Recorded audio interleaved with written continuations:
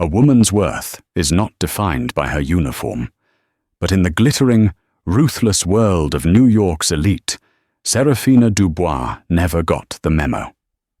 When the billionaire's wife walked into the city's most exclusive new restaurant, she decided the waitress, Amy, was her personal punching bag. She insulted her hands, her clothes, her very existence. What she didn't know was that the quiet waitress she was trying to destroy wasn't just an employee. She was the one who signed the paychecks. This isn't just a story of mistaken identity. It's a story of what happens when arrogance meets quiet power, and the moment one woman's entire world froze. The air inside L'Étoile Filante was a carefully curated symphony. It smelled of seared scallops, bergamot-infused steam from the kitchen, and the faint, clean scent of expensive linen. Low, instrumental jazz whispered from hidden speakers, just loud enough to fill the silences, but soft enough to encourage secrets. For its owner, Amelia Sinclair, it smelled mostly of money. Money she was burning through faster than a sommelier could pour a glass of champagne. Amelia, known to her patrons tonight as Amy, adjusted the knot on her simple black apron. The apron was starched, but the pocket seams were beginning to fray, a tiny, humiliating detail she tried to hide. L'Étoile Filante, the shooting star, was her everything. It was the restaurant she had built from the ground up, using the last dollar of the inheritance her mother, a chef herself, had left her.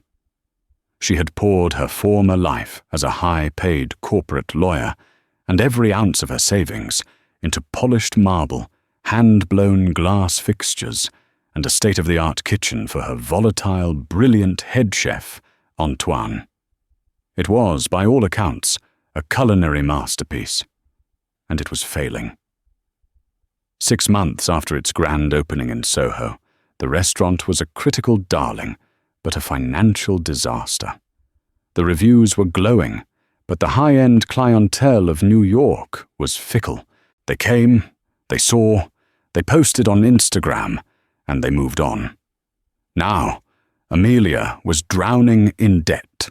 Her floor manager had quit 2 weeks ago, and Amelia couldn't afford to replace him. So, she did what she had to do. She put on the uniform, tied back her honey-blonde hair into a severe bun, and became Amy, the new waitress. Only 2 people on staff knew the truth: Marco, her maître d', and Chef Antoine. "Ms. Sinclair," Marco whispered, his voice tight with anxiety, as he stood near the reservation podium, his slender frame rigid in his bespoke suit. "You cannot keep doing this. You're the proprietor.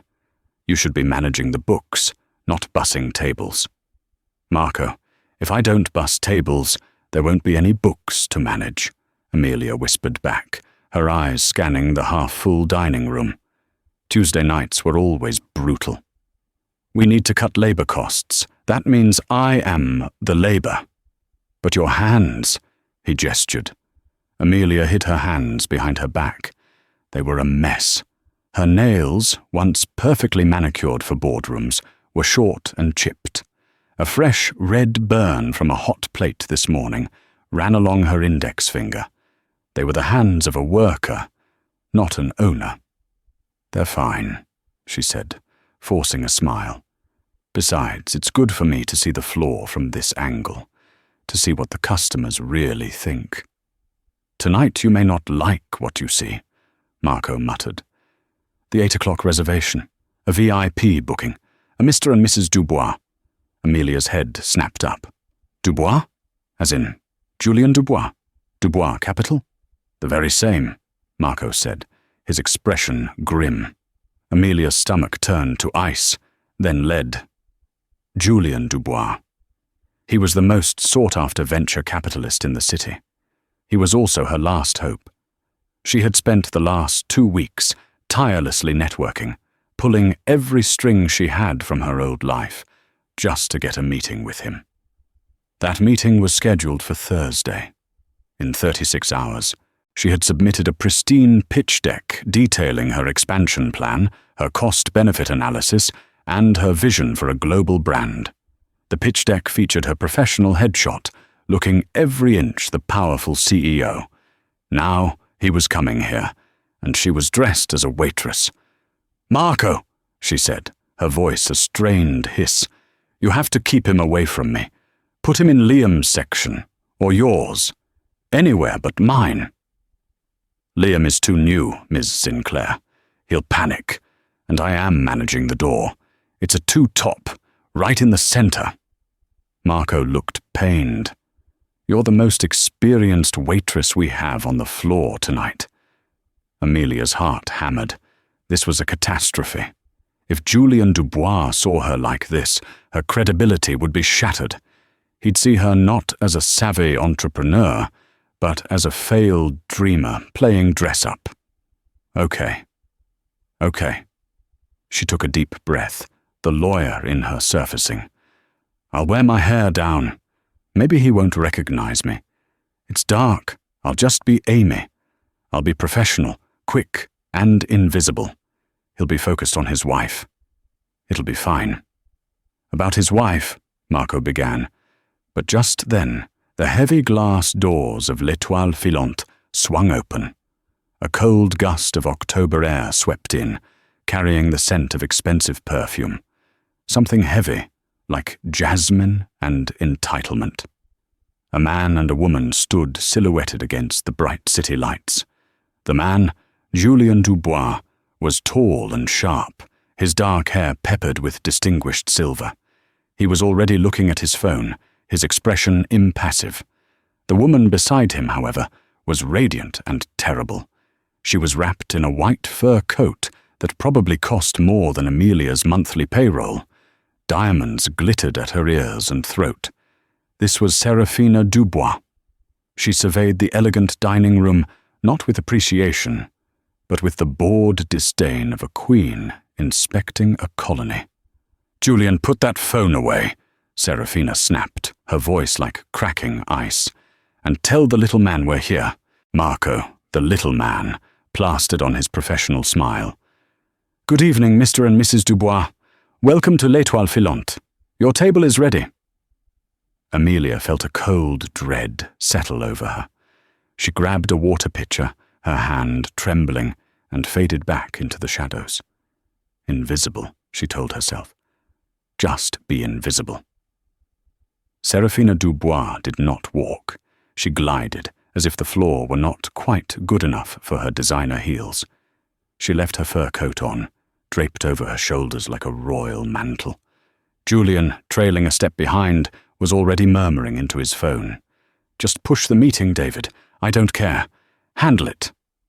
Marco led them to table 7, the prime spot in the center of the room with a perfect view of the open kitchen. "This one?"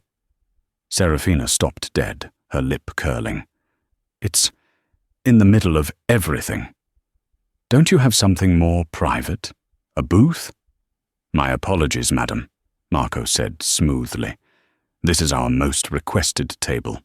Our booths are on the upper level, but I'm afraid they are fully committed this evening." "Fully committed," Seraphina repeated, the words an insult. "Fine. I suppose this will have to do." She sat down, not taking her eyes off Marco, and proceeded to do something Amelia had only seen in movies. She pulled a silk handkerchief from her tiny, glittering purse and discreetly wiped down the silverware. Marco's eye twitched, but his smile remained. "May I take your coat, Mrs. Dubois?" "No," she said, settling it around her. "It's cold in here. Is the heating broken?" "I will see to it immediately, madam," Marco said. He gave Amelia a desperate, sidelong glance. "Your table." Amelia squared her shoulders. This was fine. She was Amy. She was a professional. She approached the table, water pitcher in hand. "Good evening," she said, her voice practiced and neutral. "My name is Amy, and I'll be taking care of you tonight. May I start you with some water? We have still, sparkling, or our house-filtered tap."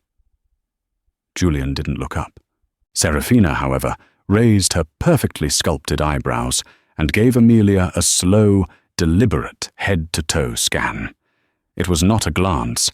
It was an appraisal, a judgment. She lingered on Amelia's apron, then her worn black shoes. "Tap?" Seraphina scoffed, a little laugh escaping her. "Darling, did you hear that? She offered us tap." Julian murmured. Just get me a sparkling, please." "We will not be having tap," Seraphina said, addressing Amelia as if she were a misbehaving child. "I only drink Fiji, or perhaps a Voss if you must. Do you even carry it?" "Yes, madam, Fiji it is," Amelia said, keeping her face a polite blank mask. "One sparkling and one Fiji. I'll be right back with those and to discuss our specials." She retreated to the service station, her knuckles white on the pitcher. She could feel Seraphina's eyes on her back. "She's a piece of work," Liam, the 19-year-old bus boy, muttered as he polished glasses. "She's a customer, Liam," Amelia said, her voice tighter than she intended. "And you're polishing too hard. You'll snap the stem." When she returned, Julian was off the phone, but his tablet was now on the table, casting a blue glow on his face. He was scrolling through what looked like financial reports. Seraphina was glaring at the small, flickering candle on the table. "Here we are," Amelia said, placing the Fiji bottle down and pouring it with a steady hand. "This candle," Seraphina said, not looking at her. "It's flickering. It's distracting." "Take it away." Amelia paused. "Madame, it's part of the restaurant's ambiance." Seraphina finally looked up, her blue eyes as cold and flat as a frozen lake. "And I am telling you, it's annoying me. Take it away." Amelia picked up the candle. "My apologies. Would you like to hear the specials?" "I can read, can't I?" Seraphina snapped, gesturing to the menu. "Unless you're going to tell me you're out of something. Are you? This place looks like it's perpetually running out of things." "Everything on the menu is available, madam," Amelia said, her teeth clenched. "Marvelous," Seraphina said with zero enthusiasm. She turned to her husband. "Julian, are you even going to look? Or is your little magic box more interesting than me?" "1 minute, Sarah," Julian said, not looking up. "I'm reviewing a new pitch deck, hospitality sector. Fascinating numbers, actually." Amelia's blood ran cold. Her pitch deck. He was looking at her numbers, right now, while she stood there holding a candle like a servant. "I'm sure it is," Seraphina drawled, her voice dripping with sarcasm. "Well, when you're ready to join me in the real world, let me know." She turned back to Amelia. "You, Amy, this uniform, it's dreadful." Amelia froze. "Madam?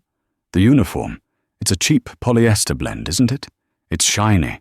And that apron, is that a stain?" She pointed to a tiny, dark spot on Amelia's apron, likely a drop of balsamic. "It's unhygienic. You should really ask your manager for a new one." "Oh, but wait," she laughed. "You're probably all you can afford." This was a new level of cruelty. It was personal, deliberate, and designed to humiliate. Amelia could feel the color rising in her cheeks. She felt the eyes of the tables nearby. "I apologize, Mrs. Dubois," Amelia managed to say. "I will be sure to change it." "See that you do," Seraphina said, dismissing her with a wave of her hand. "Now go away. We need a minute. Don't hover." Amelia walked back to the kitchen, her body rigid. She pushed through the swinging doors, the blast of heat and noise from Chef Antoine's domain hitting her. "Table 7, she said to the wall. "She's difficult." Antoine, a burly man with a fiery red beard, didn't look up from plating a delicate octopus terrine. "They are all difficult. They are rich. It is the same thing." "No," Amelia said, gripping the stainless steel counter. "This is different." She took a deep breath, recentered herself, and walked back out. She was Amelia Sinclair. She had faced down hostile corporate lawyers and navigated billion-dollar mergers. She could handle one vapid, cruel woman. But as she approached the table, she heard Seraphina's voice, loud enough for the surrounding tables to hear. "I'm just saying, Julian, you get what you pay for. And this place, trying so hard to be high-end, it's pathetic. It's a lipstick on a pig situation. And the staff, they look exhausted. That waitress, Amy, she looks like she's on her last legs. Honestly, she's probably not cut out for this. She should just go back to whatever diner she crawled out of." Amelia stopped. Her feet felt nailed to the floor. Not cut out for this. Go back to whatever diner she crawled out of. This restaurant was her. It was her mother's legacy. It was her sanity. She had worked 100-hour weeks for 6 months, scrubbing floors, negotiating with suppliers, and covering shifts for sick-line cooks. The exhaustion Seraphina mocked was carved into her bones. Julian, to his credit, seemed to finally register his wife's volume. "Sarah, please, keep your voice down. We're here to eat, not to critique the staff's life choices." "Oh, please," Seraphina scoffed. "I'm doing them a favor. Feedback is a gift. She looks terrible. She probably has a GID and 3 kids at home. People like that are a dime a dozen. They exist to serve people like us. It's the natural order of things." Amelia's vision blurred red. People like that. She had a law degree from Yale. She had argued cases in front of the Ninth Circuit. But none of that mattered. In this apron, she was people like that. She forced her feet to move. She stepped up to the table, her face a mask of ironclad professionalism. "Are you ready to order?" she asked. Her voice was terrifyingly calm. Julian, startled by her sudden appearance, fumbled with his tablet.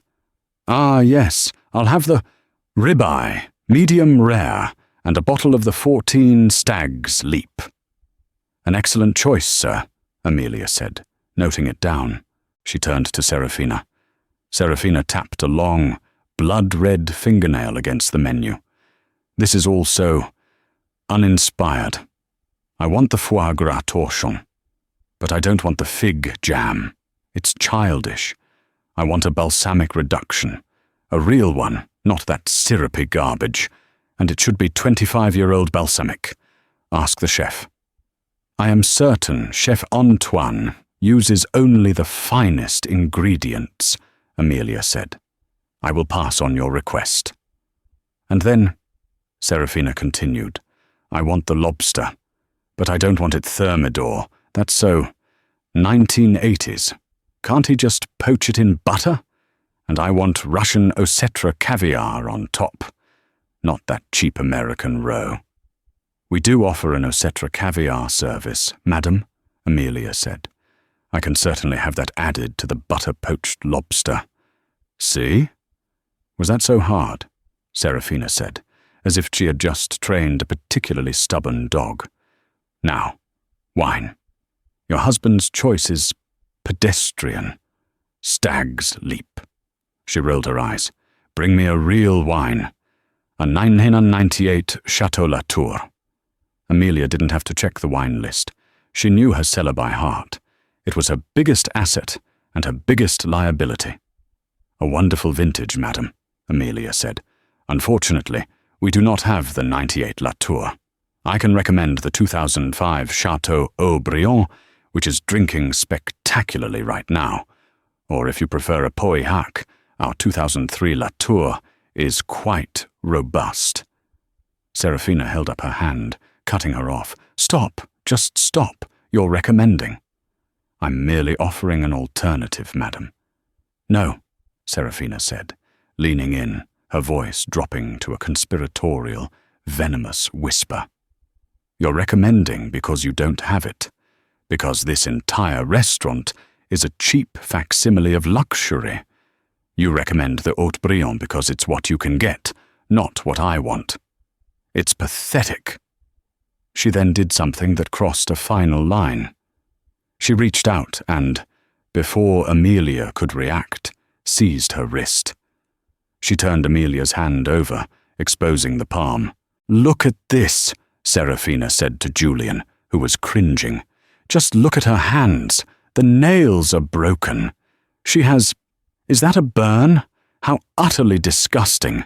You're serving high-end food to New York's elite with hands that look like they've been digging ditches." "It's a health code violation, probably." Amelia snatched her hand back, a tremor of pure, unadulterated rage shaking her. That burn was from this morning, when she'd helped Antoine in the kitchen because his sous chef was late. The broken nails were from hauling crates of wine. "Mrs. Dubois," Amelia said, her voice dropping, losing its Amy neutrality, "please do not touch me." "Oh?" "The little mouse has a roar." Seraphina laughed. "Or what? You'll have me thrown out? Don't be ridiculous." She leaned in again, and this time her words were for Amelia alone. "Let me give you some advice, since you clearly need it. You are a servant. Your job is to be silent, be invisible, and bring me what I ask for. You are not a person to me. You are a function, a pair of hands, and right now your hands are disgusting. You will never be anything more than the woman who clears my plates. You should remember your place. Now go and get my wine, and change that filthy apron. You're ruining my appetite." That was it. The breaking point. The accumulation of 1,000 paper cuts had become a mortal wound. Amelia's dream, her mother's memory, her own dignity, all of it filleted on the table by this cruel, bored woman. Amelia stood stock still for a long moment. She was shaking, not from fear. From a rage so profound it made her calm. She looked at Seraphina, then at Julian, who was now staring at his tablet with a ferocious, almost panicked intensity, as if wishing he could teleport through the screen. Amelia was about to say something. Something that would end her career. Something that would get her arrested. She was about to tell Seraphina Dubois exactly what she was. But someone else spoke first. "Seraphina, stop." It was Julian. His voice was not a request. It was a command. And it was choked. Seraphina was so taken aback by her husband's tone that she actually recoiled. "Julian, what did I say? I was just—" "Be quiet," he said. His face was a mask of disbelief. He wasn't looking at his wife. He wasn't looking at his financial reports. He was looking at Amelia. But it wasn't the look she expected. It wasn't pity. It wasn't embarrassment. It was recognition. A dawning, sickening, catastrophic recognition. He slowly, almost mechanically, turned his tablet around. He was still scrolling, but now Amelia could see the screen. It was her pitch deck, and he had just swiped to the About the Founder page. There, glowing in the soft blue light, was her professional headshot. It was Amelia Sinclair, CEO, hair in a perfect sleek blowout, wearing a sharp navy blue Alexander McQueen power suit. Her hands, in that photo, were pristine, clasped on a boardroom table. She looked confident, powerful, and in control. Julian looked from the glowing, powerful image on his tablet to the very real, very human woman standing before him. He saw the Amy in the stained apron. He saw the frayed pocket, the messy bun, the red burn on her finger, and the raw, calloused knuckles. He saw the tears of rage and humiliation glittering in her eyes, and his blood turned to ice. "No," he whispered. It wasn't to his wife. It was to the universe. "It can't be." He looked at Amelia, his eyes wide with a horror that was almost comical. You're... Amelia's mind raced. The charade was over. The meeting was over. Her last chance was over. Seraphina had not just insulted a waitress. She had insulted the CEO of the very company he was considering investing millions into. A strange, cold calm washed over Amelia. The desperation vanished, replaced by a hollow, ringing clarity. She was ruined. And when you're already ruined, there's nothing left to be afraid of. The Amy persona evaporated. The subservient posture, the neutral voice, the forced smile, it all dissolved. Amelia Sinclair, the lawyer who had once made a Fortune 500 executive cry on the witness stand, stood up straight. Her voice, when she spoke, was not the voice of a waitress. It was the voice of an owner. It was cold, clear, and cut through the restaurant's jazz music like a razor. "Julian Dubois, I presume," she said. Julian flinched, as if she had slapped him. "Ms. Sinclair," he choked out. Seraphina looked back and forth between them, her face a mask of utter confusion. "What? Julian, what is going on? Do you know this person? Is she one of your—" Her eyes narrowed. "Is she one of your old flings? Is that it? You're meeting her here?" "Seraphina, for the love of God, shut up!"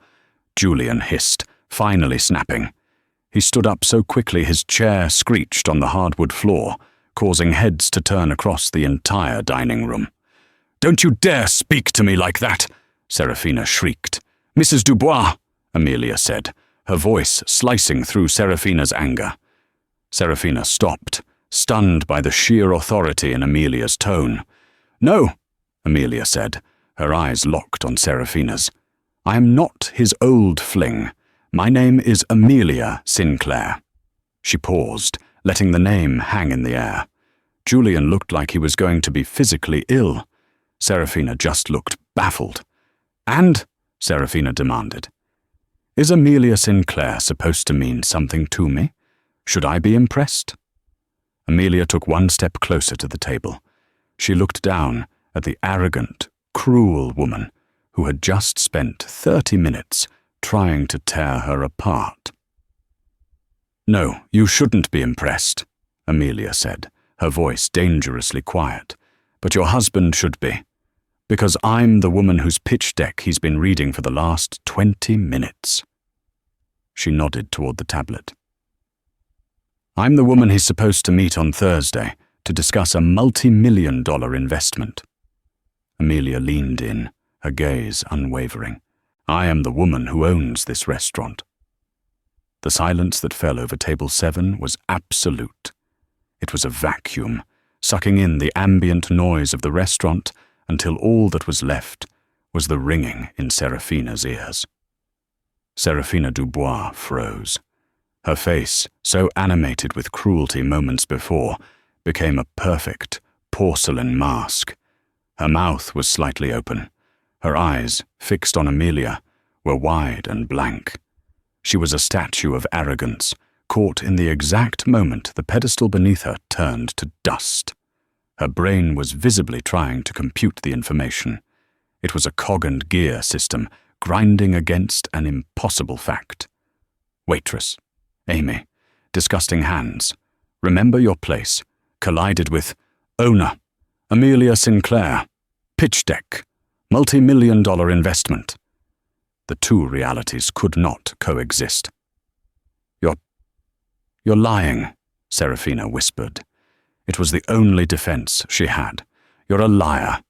This is a joke, a pathetic, desperate trick." Julian, who had been standing rigid, finally spoke. "Sarah, she's not lying." He looked at Amelia, his face ashen. "Ms. Sinclair, I had no idea. My God, I am so sorry. My wife, she didn't know." "She didn't know," Amelia repeated, her voice flat. "No, she didn't. She just assumed. She assumed because I was wearing an apron, I was less than human. She assumed because I was serving her, I was beneath her contempt." "Now wait just a minute," Seraphina started, a flush of angry red creeping up her neck. She was recovering, and her defense mechanism was aggression. If you are the owner, then this is entrapment. You're supposed to be a waitress. You deceived us." Amelia let out a short, sharp laugh. It was a sound devoid of humor. "I deceived you? By working. By doing a job in my own establishment, because my floor manager quit, and I'm trying to save my business. The business I was hoping your husband would help me save?" She turned her gaze on Julian. "And you, Mr. Dubois. You sat there. You let her." I was working," Julian stammered, gesturing weakly to his tablet. "I was distracted. I wasn't listening closely." "You heard enough," Amelia said. "You heard her call my restaurant pathetic. You heard her call me disgusting. You heard her and you said nothing." "Miss Sinclair, please," Julian pleaded. He was no longer a titan of industry. He was a man in a deep, deep hole, and his wife was still shoveling. "This is a terrible misunderstanding. Seraphina, apologize." Seraphina looked at her husband as if he had grown a second head.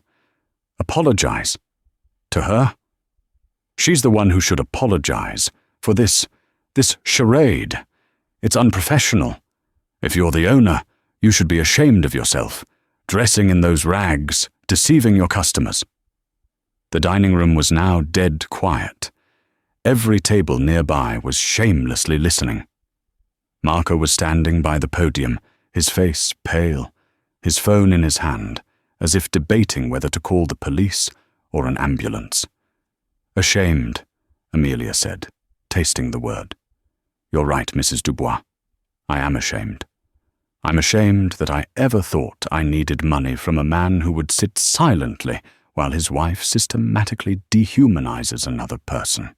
I'm ashamed I built a restaurant beautiful enough to attract people as ugly as you." "How dare you!" Seraphina shrieked, finally finding her footing in pure, unadulterated rage. "Do you have any idea who I am, who we are? We will ruin you. I'll have my husband buy this shack and turn it into a parking lot." Julian grabbed his wife's arm. "Seraphina, my God, stop talking." He turned to Amelia, his eyes desperate. "Ms. Sinclair, Amelia, please, let's sit down. Let's talk about this. The pitch. Your numbers are brilliant. The best I've seen in the hospitality space in a decade. This doesn't have to affect our meeting." He was still trying to salvage the deal. Amelia looked at him. She looked at his desperate, pleading face. She looked at his wife, who was vibrating with hatred, and she felt the last shackle of her desperation fall away. "You're right, Mr. Dubois," she said. "This won't affect our meeting on Thursday." Julian sagged in relief. "Oh, thank God. Thank you. We can, because there is no meeting," Amelia said. His head snapped up. "What?" "Our meeting is cancelled. Permanently. I would rather light this restaurant on fire and roast marshmallows in the ashes than take a single dollar from Dubois Capital. I would rather go bankrupt." "You can't be serious," Julian said, his voice dropping. You're throwing away your last chance because my wife was rude." "Rude," Amelia laughed. "Your wife wasn't rude. She was cruel. She was malicious. And she showed me exactly what kind of partner you would be. You're weak, Mr. Dubois. You're a man who lets a monster dictate his life, and you're too cowardly to stop her." You bitch!" Seraphina lunged, but Julian held her back. "And now," Amelia said, stepping back and smoothing her apron, her Amy apron, with a strange sense of pride. "I must ask you to leave my restaurant." "You're kicking us out?" Seraphina screamed. The entire restaurant was watching. "Immediately," Amelia said. She nodded to Marco, who was already striding over, flanked by a very large busboy, Liam, who looked terrified, but determined. "Mr. Dubois, Mrs. Dubois," Marco said, his voice vibrating with authority. "This way, please." Julian, white-faced and trembling with a mixture of rage and humiliation, grabbed his tablet. He didn't even look at his wife. He just turned and stalked toward the door. Seraphina was left alone at the table, momentarily abandoned. Every eye was on her. The queen had been dethroned. She grabbed her fur coat, her face a grotesque mask of fury, and stormed after her husband.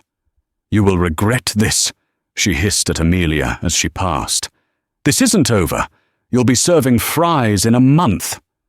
Amelia just watched her go. The heavy glass doors swung shut, and the silence they left behind was deafening. Then, from a table in the corner, someone started to clap. The drive back to the Dubois' Upper East Side penthouse was a nuclear winter. The interior of the custom Bentley was silent, save for the muffled sounds of New York traffic and Seraphina's sharp, angry breathing. Julian stared straight ahead, his hands gripping the steering wheel so tightly his knuckles were white. He hadn't spoken a word since they'd been escorted, out of the restaurant, past a line of gawking patrons. Seraphina finally broke the silence. "Well, aren't you going to say anything? Are you going to let that waitress speak to me like that? To us? You have to destroy her, Julian. You have to call our lawyers. You have to buy that building and evict her." Julian turned his head slowly. The look in his eyes was one Seraphina had never seen before. It wasn't frustration. It wasn't annoyance. It was a cold, hard contempt that terrified her. "You," he said, his voice dangerously low. "You did this." "I did this?" Seraphina shrieked. "I did nothing. I was a customer. She was the one lying, pretending to be." "She wasn't pretending. She was working," Julian roared, slamming his hand on the dashboard. "She was trying to save her business, the business I was about to invest $50 million into." Seraphina's breath hitched. 50 million? That fascinating hospitality pitch I was reading, that was her. Julian was shaking. "That wasn't just a restaurant, Seraphina. That was l'Étoile Filante. The numbers were incredible. The concept was scalable. She had a plan for satellite locations in London, Paris, and Dubai. It was a unicorn. And I had the inside track. But, Seraphina stammered. "You can still invest. She was just angry. She'll cool down. You call her. You smooth it over." Julian laughed, a harsh, barking sound. "Smooth it over?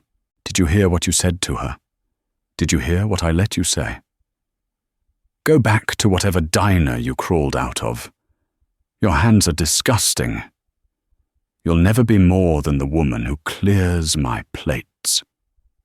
You didn't just insult her, Seraphina. You insulted her mother's memory, her entire life's work. She told us she would rather go bankrupt than take my money. And you know what? I believe her. So she's stubborn? Who cares? It's one little restaurant. "It's not about the restaurant anymore," Julian yelled. "It's about you. Do you have any idea what you've done? The people at the surrounding tables. That was Thomas Reed from the Times, and Eleanor Rostova, the food blogger with 6 million followers. And, oh my God," Julian's face went white again. Arthur Kensington was at the bar. Seraphina's stomach dropped. Kensington? The Arthur Kensington. Arthur Kensington was old money royalty. His family practically owned half of Manhattan, and his investment firm was the quiet, dignified rival to Dubois Capital's aggressive, new money strategies. "He was at the bar," Julian repeated, his voice hollow. "He saw the whole thing. He saw me let my wife abuse a waitress. He saw me get kicked out of a restaurant. He wouldn't. He's my biggest rival, Seraphina. He's been trying to find a chink in my armor for years, and you just handed him a nuclear warhead. By tomorrow morning, Every major investor in this city will have heard that Julian Dubois is married to a monster and that he's too weak to control her. They'll say I'm volatile, that my judgment is compromised. This could cost me hundreds of millions. This could cost me the firm. Seraphina was, for the first time in her life, silent. She stared at her diamond-encrusted hands, suddenly feeling the weight of her own words. She hadn't just insulted a waitress. She had, in her arrogance, potentially torpedoed her entire life. Back at L'Étoile Filante, the applause had died down. Amelia was standing in the middle of the dining room, shaking. Marco rushed over to her. "Miss Sinclair, are you all right?" Amelia looked at him, her eyes wide. I think so. What just happened?" "You just saved us," Marco said, his voice thick with emotion. "Saved us?" Amelia laughed, a broken sound. "Marco, I just kicked out my only lifeline. I just told the only man who could save this restaurant that I'd rather go bankrupt. We're finished. I'm finished." The adrenaline was fading, replaced by a crushing, cold despair. She had won the battle but lost the war. Seraphina was right. In a month, she'd be ruined. She walked on numb legs to her tiny, closet-sized office behind the kitchen. She sank into her chair, put her head in her hands, her calloused, burned, disgusting hands. And for the first time in 6 months, Amelia Sinclair cried. She wept for her mother, for her dream, for the sheer, crushing injustice of it all. She had stood up for herself, but it had cost her everything.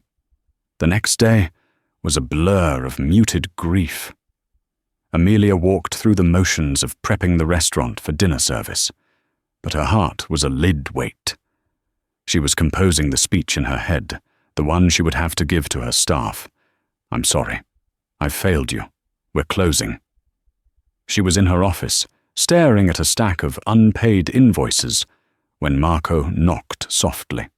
"Ms. Sinclair, you have a visitor." Amelia didn't look up. "If it's Julian Dubois, tell him I've taken out a restraining order." "It's not Mr. Dubois," Marco said, a strange note in his voice. "It's an Arthur Kensington. He says he was here last night and wanted to speak with you." Amelia's head shot up. Arthur Kensington, the man Julian had been terrified of. "Send him in, Marco." A moment later, an older gentleman stepped into her tiny office. He was perhaps 70, with a shock of white hair, a tailored tweed suit, and the kind of quiet, effortless confidence that new money, like the Dubois family, tried and failed to imitate. He had to duck slightly to enter her cramped office. "Ms. Sinclair," he said, his voice a warm baritone. He extended a hand. "Arthur Kensington. A pleasure. I must apologize for intruding on you in your workspace." "Mr. Kensington," Amelia said, shaking his hand. His grip was firm. "Please, sit." There was only one other chair, a wobbly wooden one piled with linens. He politely cleared it himself and sat. "I was here last night, Miss Sinclair," he began, getting straight to the point. "I was at the bar." Amelia's face tightened. "Ah, so you saw the spectacle?" "I did," he said. "I saw the entire unfortunate performance. I've known Seraphina Dubois since she was Seraphina Thorne, a grasping social climber. She's a nasty piece of work, and Julian is a fool for indulging her." Amelia waited. She wasn't sure where this was going. "I also," Mr. Kensington continued, "ate the sea urchin toast, the octopus terrine, and the duck confit. It was, without question, the best meal I've had in New York in a decade. Your chef is a genius." "He is," Amelia agreed quietly. "But a genius chef isn't enough," Kensington said, his sharp eyes fixed on her. "A restaurant needs a spine. It needs a leader with character. Last night, I saw your character, Ms. Sinclair. I saw a woman working alongside her staff. I saw a professional enduring abuse that would have broken most people. And then I saw a proprietor with enough self-respect to throw a $50 million opportunity out the door rather than compromise her dignity. He smiled, a small, genuine smile. Frankly, it was the most impressive thing I've seen in a boardroom or a dining room in a very long time. Amelia was speechless. I overheard, Julian, he went on, and I know you were pitching to him. I know his firm, Dubois Capital. They're sharks. They would have given you the money, yes, but they would have bled you dry. They would have taken 60% of your company, forced you to cut costs, starting with your genius chef, and you would have hated what your dream became. He leaned forward. I, on the other hand, am a builder. I've been looking to enter the hospitality market for some time, but I was waiting for the right partner. Someone with grit, vision, and taste. He placed a simple, cream-colored business card on her desk. L'Étoile Filante isn't a unicorn, as I believe Julian calls them. It's a thoroughbred. It just needs the right stable. Amelia looked at the card. Kensington Equity Partners, Arthur Kensington, Chairman. Mr. Kensington, I don't know what to say. Say you'll have dinner with me tonight, he said, standing. Here, in your restaurant, at table 7. We can discuss terms. My offer will be for 30% equity, full creative control for you, and enough capital to open in London and Paris. Unlike Julian, I'm not interested in a quick flip. I'm interested in building an empire. Amelia stood up, her hand on the card. The fog of despair was gone, replaced by a blinding, brilliant ray of hope. Yes, she said, her voice stronger. Yes, Mr. Kensington, I would be delighted to have dinner with you. Wonderful, he said. And Miss Sinclair? Please wear whatever you like, though I must say, that apron suits you. It looks like hard work. It looks like integrity. 1 month later, L'Étoile Filante was not just a restaurant. It was an epicenter. The very air inside had changed. It was no longer filled with the quiet anxiety of failure, but buzzed with the electric, confident hum of success. The soft jazz music now felt like a sophisticated soundtrack, not a shroud. Laughter, real and joyful, bubbled up from tables. The rich, warm scent of Chef Antoine's duck-fat potatoes and seared scallops filled the room, a testament to a kitchen fully funded and unrestrained. Marco, now overseeing a staff of 3 at the host stand, managed the velvet rope outside with the grace of a diplomat. A line of hopeful patrons in bespoke suits and designer dresses stood on the Soho sidewalk, all vying for a last-minute cancellation. Inside, Liam, the former busboy, was now a trainee captain, his new, sharply tailored uniform immaculate, his posture proud as he confidently described the wine pairings to a table of impressed diners. At table 7, the very table where the battle had been fought and won, sat Amelia Sinclair. She was not in an apron. She wore an elegant, deep emerald green silk dress that brought out the fire in her honey-blonde hair, which was styled in soft, confident waves. Her hands, still bearing the faint, silvery white scar of the burn, rested on the stem of a champagne flute. They were still a worker's hands, but now they were also the hands of a queen in her court. Across from her, nursing a glass of very old Scotch, sat Arthur Kensington. He had become more than an investor. He was a mentor, a partner, and a genuine friend. The Times piece was a masterpiece, Arthur was saying, his eyes twinkling. Thomas Reed hasn't given 3 stars in as many years. He called Antoine's cuisine a revelation and your leadership a masterclass in quiet integrity. You can't buy press like that, my dear. And Elena Rostova's blog, Amelia added, a small wry smile playing on her lips. I heard it crashed 3 separate servers in the first 24 hours, the restaurant that chose dignity over dollars. She never used their names, but the entire city knew. Oh, they knew, Arthur chuckled, leaning in. Word at the club is that Seraphina Dubois is persona non grata. The invitation to the Met Gala was, as they say, lost in the mail.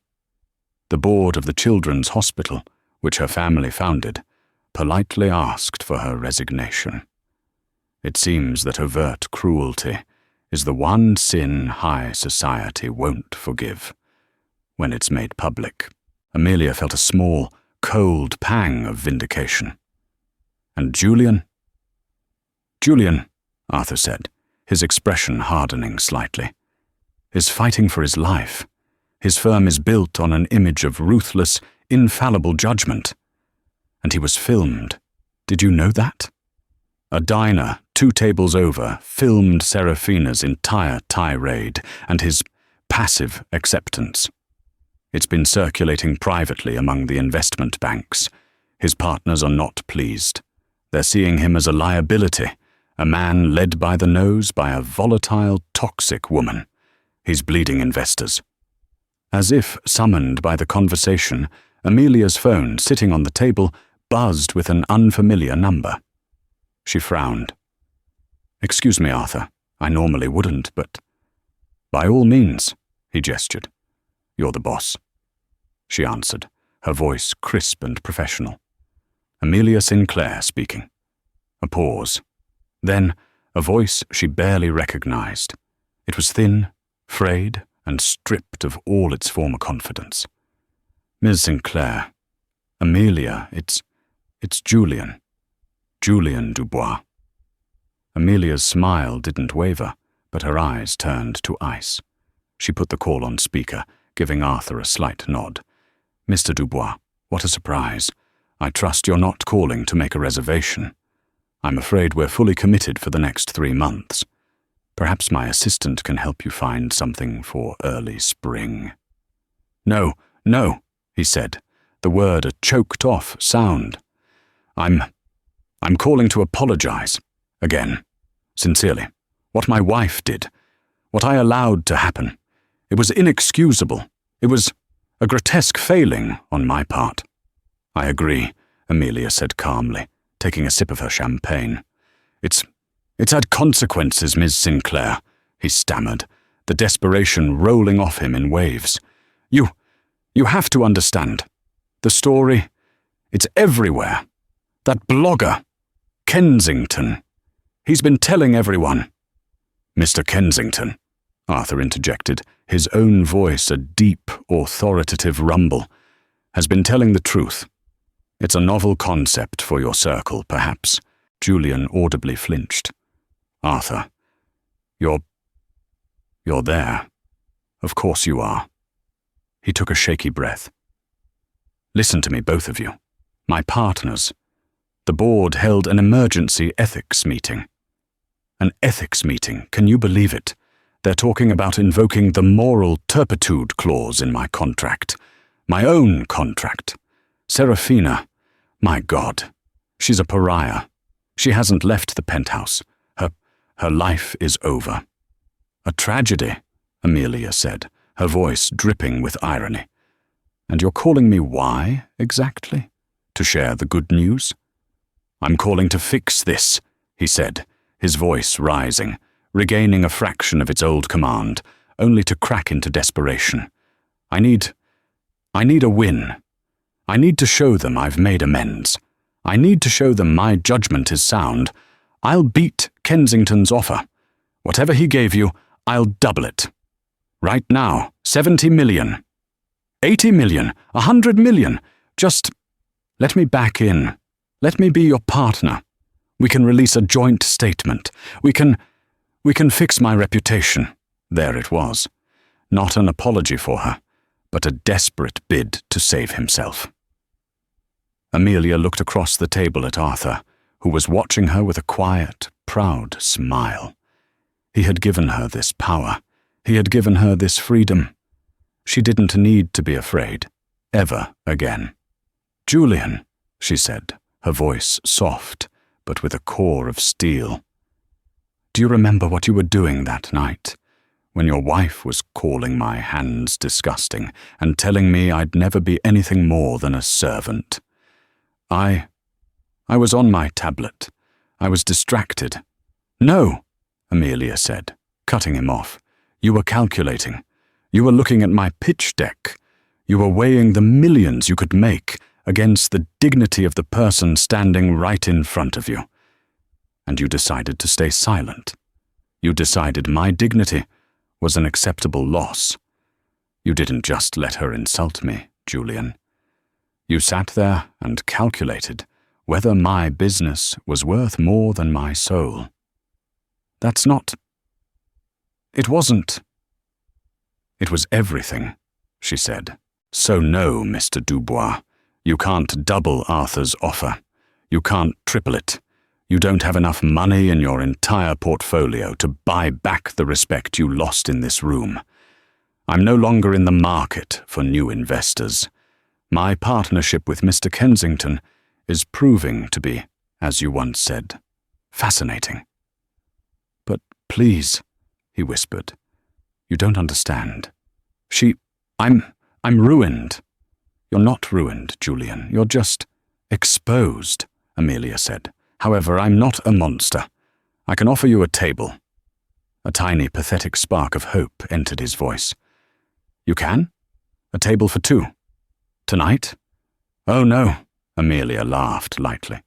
"Goodness, no. I've had a cancellation. In 2 weeks. On a Tuesday.